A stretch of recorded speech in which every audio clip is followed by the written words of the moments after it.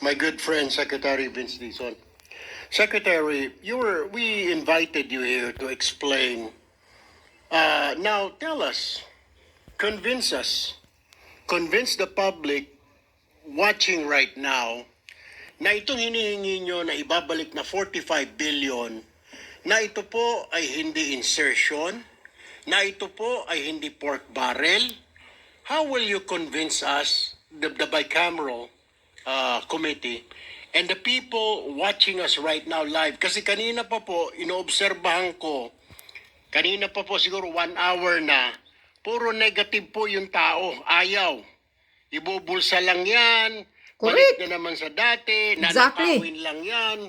Puro ganun. Walang nagsabi na good job, maganda yung patutunguhan. Wala po eh. DPWH ay ang isang magnanakaw. Na magandang trabaho, puro nanakawin, pinagluloko lang tayo. Mayroon pa nagsabi ito, pinagluloko lang tayo ng bicameral na yan. So, explain it to us. Tell the public, convince everybody na ito po ay hindi pork barrel, na ito po ay hindi insertion tulad ng dati, na ito po ay mapupunta sa tama, na ito po ay ika nga hindi masasayang kasi hindi pa ho tayo tapos sa flood control anomaly, ito na naman tayo. So you really, hindi mo rin kami masisi na ikaw ay ginigisa ngayon dito ng Senate panel dahil nga po sa tingin ng mga tao ay kalukuhan po ito at tayo ay nagdadrama dito. Kaya convince us, convince this panel or this committee, convince the public na ito po ay hindi pork barrel, na ito po ay hindi insertion ng mga politiko. Thank you, Mr. Chair. Thank you very much, Mr. Chairman, Senator Tulfo. Unang-una po, no, ang pinapabalik lang naman po ay yung nakaltas sa mga proyektong nandyan na rin po sa Senate version. So, hindi po ito bagong proyekto. So, therefore, hindi po ito insertion. No, kasi kung ano lang po yung mga proyektong nandyan na nabawasan, ibabalik lang po yung kinaltas. Unang-una po yan. Pero tingin ko po, unang-una, no? Naintindihan ko po yung mga komento ng mga kababayan natin, no? At hindi ko sila nasisisi. Pero, ang gusto lang po naming sabihin is binaba na po base sa utos at direktiba ng Pangulo ang presyo ng mga materyales. Kahit na, binaba. So what? Maniniwala na kami? Ito po ay i-implement ng DPWH kung mamarapatin nyo po, kung bibigyan po ng Senado at Kongreso na pagkakataon ng DPWH na i-implement ito. I-implement po natin ito bago pa ipabid ang mga proyektong to. And if I may just read, Mr. Chairman, Section 6 of the department order that we issued, which reads as mandatory compliance prior to procurement. Sinasabi po dito, the bids and awards committees must, letter A, require certification from the concerned head of office attesting to the application of the updated construction materials price data. Ensure that no procurement shall commence without the certification from the head of office, and reject or return any project that is not duly certified. No procurement activity may proceed without meeting this requirement. Ibig sabihin po, i-approve po muna natin bago ituloy ang bidding para masigurado na totoo ngang ibinaba ang mga presyo ng mga proyekto bago pa ito ipabid. So ito po talaga tingin ko ang magiging safeguard natin. Pero syempre po kami po ay open sa kahit ano pa pong dagdag na safeguard. Madaling sasabihin. Siguraduhin na hindi na maulit yung pagnanakaw. Ay, sus. Lalo na dahil Di ba dito sa may mga akusasyon na parang overpriced, involved ka nakita yata? naman talaga natin. Ha? Vince Na Dizon? dati, overpriced po talaga. Sino ang yung mga nagsasabi? Mr. Chair, Na follow-up kontraktor? question kay Secretary. Mr. Secretary, nabanggit po ninyo na Naku. dumaan sa proseso at dadaan sa proseso po ulit, may bidding na dadaanan, etc. Ganon-ganon din Yes. naman po yung sa flood control, Mr. Secretary. Ganon din yun noon. Dumaan din po May sa bidding. bidding, dumaan sa Oh. DWG, meron pang COA, etc., etc., may pick-up, may kung ano-ano, ang dami hong safety measures na sinasabi. Bakit po nakalusot yung flood control? Dumaan po sa bidding, dumaan sa Congress, Exactly. dumaan sa Senate, Dumaan lahat. dumaan sa pagdating sa district, sa bidding, etc., TWG, COA, yung pala lahat kasabwat, Exactly, Mr. Secretary. yun. So how will you convince us, how will you convince the public na this is different this time, na seryoso na po kami, na hindi na po maulit talaga, promise. Kasi mahigpit na ngayon kasi ayaw ng Pangulo. Kasi ganun din po nung nakaraan sa flood control. Dumaan po sa committee, dumaan po sa bicameral, tapos ibinaba na, i-download na po kung saan-saan, may district engineer. Pero ganun din po, nakalusot. May ghost project, merong substandard. Dumaan din naman po yun sa mga bidding, dumaan sa TWG, lahat. So, what's the difference, Mr. Secretary? Yung projects ngayon, itong pondo na ito, na halos the same lang pagdadaanan, is there anything extra, measure na para hindi na po talaga maulit tulad ng nangyari po sa flood control, Secretary Vince? Mr. Chairman, Senator Tulfo, may malaki pong pagkakaiba ngayon. Ang pinakamalaki pong pagkakaiba ngayon ay yung direktiba at ginawa ng DPWH ayon sa direktiba ng Pangulo na ibaba ang presyo ng mga materyales. Hindi pa po ito ginagawa. Ay, sus. Hindi pa po ito ginagawa Naniwala kami. sa tagal-tagal na sa DPWH na ibinaba at ipinareha sa presyo ng merkado ang presyo ng simento, presyo ng bakal, presyo ng buhangin, presyo ng graba. Hindi pa po ito ginagawa. Yun po ang malaking pagkakaiba, Mr. Chairman. Madaling sabihin. That's all for me, Mr. Chair. Pero ang mga magnanakaw, magaling magpalusot. Kaya wag mo kaming anuhin na maniniwala na kami sa inyo, DPWH, mga magnanakaw kayo. That's all for me, Mr. Chair. Thank you. Thank you. Ay, Diyos ko po. Wag nyo na. Hindi nyo pira yan, Vince Dizon, makinig Not ka. from our side, Edwin, as of Senator now. Amy? Hindi nyo pera yan, pira yan ng mga taxpayer. Okay, thank you very much. Very simple question. Real talk lang po. Kasi eto nga, nandito tayo na galit lahat ng tao. Parang linoloko naman tayo nito. Kayo nagpakaltas, ipapabalik muli. Ano ba, sa loob ng 2 buwan, ipapakaltas ba ulit? Gusto kong malaman, real talk konti ilan ba talaga at alin ba yung mga project na dumaan na sa early procurement sa panahong ito? Ilan ba talaga? Meron ba na mga projects na pinag-uusapan na nasa loob ng NEP sa budget ng Pangulo nag-undergo na ng early procurement? Meron na ba? Kasi ang balita takot lahat. Totoo bang meron o hindi? Wala pa pong dumadaan sa early procurement dahil po hindi pa klaro kung ano yung mga proyekto. Oh, na di. mapapasa. Wala pa po. Pagdakuhan. Sigurado kayo, wala ni isa, Opo. zero. So wala tayong pinag-uusapan, tama po ba? Sa ngayon. Sa ngayon po, wala pa po. So, ang ibig sabihin niyan, dati-rati talagang hinahabol yung early procurement ng October para hindi ma-delay ang project. Kasi aabutan talaga ng tag-ulan. Hindi ba? Tama po yun. O kung ganon, mag-a-adjust ka ng lahat ng ABC, sigurado na madidelay. Totoo po yan, Madam Chair. So, ang hinaharap natin, talagang madidelay.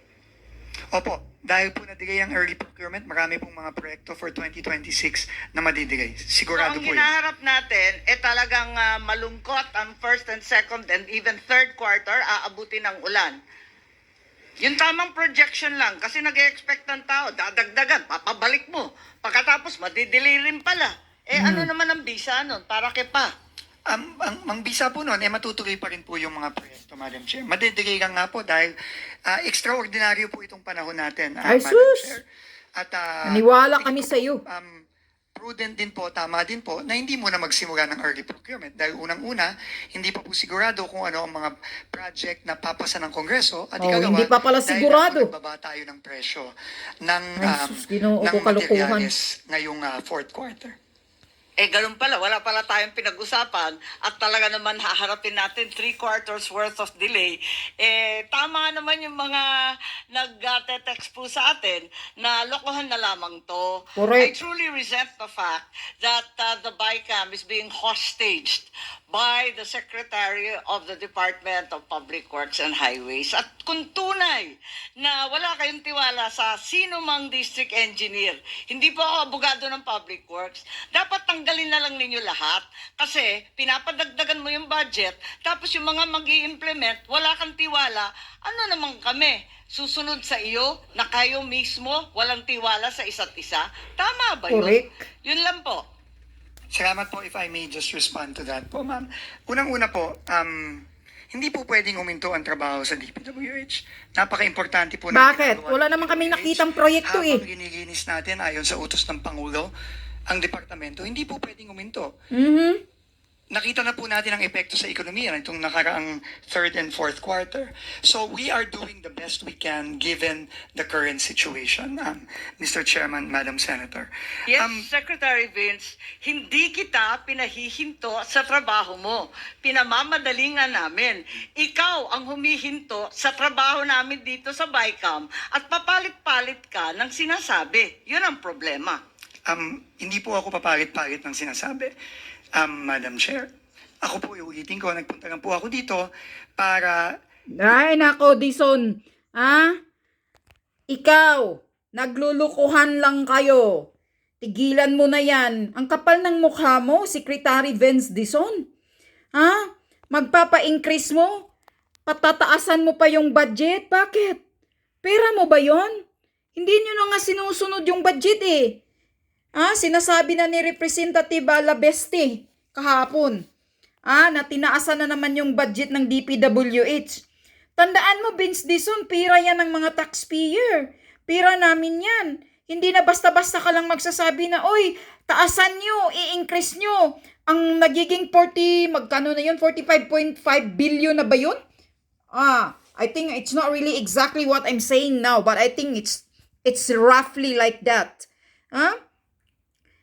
Pinataasan mo, whereas ang daming mga naghihirap, ang daming mga tao ngayon, hindi nyo, sana yung binabudget sa inyo sa DPWH, ibinigay sa mga biktima ng flood, biktima ng baha, biktima ng lindol, pinapabahay muna sa kanila eh. Dahil wala namang nakikitang maayos na proyekto sa DPWH, nagsasayang lang ng pera, kaming mga taxpayer ang nagtitiis dyan. Naglulukuhan, pinagluluko nyo ang mga Pilipino. Yung nakaraang taon, yung 2022, 23, 24. Trilyon na budget ng flood control. Mayroon bang maayos na project na nakikita ang taong bayan? Mayroon bang maayos na proyekto ng gobyerno? Wala. Puro napunta sa kurakot, puro napunta sa pagnanakaw, puro napunta sa ghost project. Ngayon, paano mo yan mapapatunayan sa amin na maniniwala kami sa'yo? Para lang sinasabi, yung lang sinasabi ni Bangag Marcos Jr. na ibababa ang presyo ng mga lahat ng mga graba, buhangin, kung ano-ano pa bakal? Maniniwala na kami sa'yo? At yung titingnan ng maayos ang bidding? May bidding naman dati Di ba may naririnig kami na involved ka din? Vince Dison, sino yung nagsasabi na involved ka daw? Sa kurakutan? Mayroon ka din daw nabigyan ka din daw ng isang contractor, something like that? Something like that, I remember right. Di ba involved ka daw? Totoo ba yan? Wala na, Vince Dison. Dapat ang DPWH muna ngayon, hindi muna bibigyan ng budget. Nagsasayang lang kayo ng pera, Senado at mga congressman. Huwag niyong i-approve yan, nabigyan niyo ng budget ang DPWH ngayon. Gigil ka tayong lahat eh. Gigil kami sa mga nangyayaring pagnanakaw na trilyonis eh. Sa ilang taon, 3 years, trilyon ninakaw. Putang ina talaga. Ang daming mga tao ngayon na naghihirap na walang bahay dahil sa nangyayari nung baha, nakaraang baha. Ngayon, may parating na naman na bagyo, babahain na naman yung mga taong nasusunugan, wala nang mga tirahan. Ano na? Tapos DPWH pa rin, pataasan mo pa rin yung budget ng DPWH na wala namang konkretong proyekto, wala naman kaming nakikitang maayos na project ng DPWH ngayon under Marcos administration. Bangag adik, putang ina, magnanakaw na gobyerno, the thief government in the history.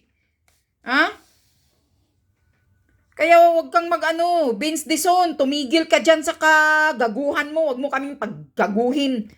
Kami katulad ninyo mga uto-uto. Ginagawa mo na namang rason si Bangag. Pananakot kasi sabi ng presidente. O ano? Yung presidente mo, dapat pababain mo na yan, palayasin mo na yan dahil wala na yung mandato. Pag ang mga Pilipino, ang mga mamamayang Pilipino, wala ng respeto, wala ng hindi na naniniwala sa presidente, wala ng mandato ang presidente. Yan ang totoo. So, dapat pababain mo na yan. Wag mo na yan gawing rason dahil nanggigigil kami lalo. Kapal ng mukha mo. Pira namin yan, hindi mo pira yan na magdidiman ka ng increase. I-increase? Wala nga kayong napatunayan na maayos na konkreto na proyekto. Wala kayong napatunayan sa mga taong bayan. Kaya mahiya-hiya ka naman, Vince Dizon. DPWH ang pinakamagnanakaw sa buong ahensya. Yes, number 2 is yung yung Bureau of Custom. Number 1 pa yan ng mga hayop, mga hudas na mga kawatan dyan. Sus, marami akong nakilalang mga DPWH engineer. Puro mga yumayaman sa nakaw. Kapal ng mukha, mayayaman kuno. Pero mga magnanakaw pala, pira pala ng mga taong bayan, pira pala ng mga taxpayer ang ginagamit. Wala ka nang mapapatunayan, Vince Dizon, dahil wala na. Mga taong bayan hindi na naniniwala sa'yo. Nagsasayang lang ang gobyerno. Sinasayang nyo lang ang pira namin mga taxpayer. Winawaldas. Ginagago nyo kami. Kaya tama yung sinasabi ni Senator Botox, Amy, na naglulukuhan lang tayo dito. Naglulukuhan ikaw. Nagpapagago ka. Huwag mo kaming gaguhin. Kasi hindi mo na kami mapapaniwala, Vince Dizon. Once the thief is a thief, forever thief na yan, magnanakaw na yan. Yung magnanakaw ay hindi dapat pagkakatiwalaan ng 2 beses dahil patuloy-tuloy yan na magnanakaw. Patuloy-tuloy yan na maghahanap ng way na makapagnakaw. Yan yun. Mas mabuti pang maniniwala ka sa wakwak. Maniniwala ka yung sa witch. Kasi pag kapitbahay ka, hindi ka wakwakin yan. Kaysa kapitbahay mo yung magnanakaw. Kasi talagang gagawa yan ng paraan para magnakaw. Hindi maliit ang budget ninyo, putang ina, bilyonis, hayop kayo. Huwag nyo kaming gaguhin. Mga magnanakaw ang DPWH. Karamihan ng mga engineer, mga district engineer. Saan na yung binabalik na mga milyon? Yung sila ni Bernard, yung mga magnanakaw na mga secretary or mga undersecretary doon sa DPWH. 'Di ba? Sino yung nagsauli ng milyon? Bilyon ang ninakaw. Milyon lang ang binabalik. Yun ang gamitin mo. Milyon. Tangina kayo. Bilyon ang ninakaw sa kaban ng bayan. Tapos ang pinababalik, milyon lang yung binalik. Di ginagago nyo mga taong bayan. Mga hayop kayong magnanakaw kayo. Putang ina.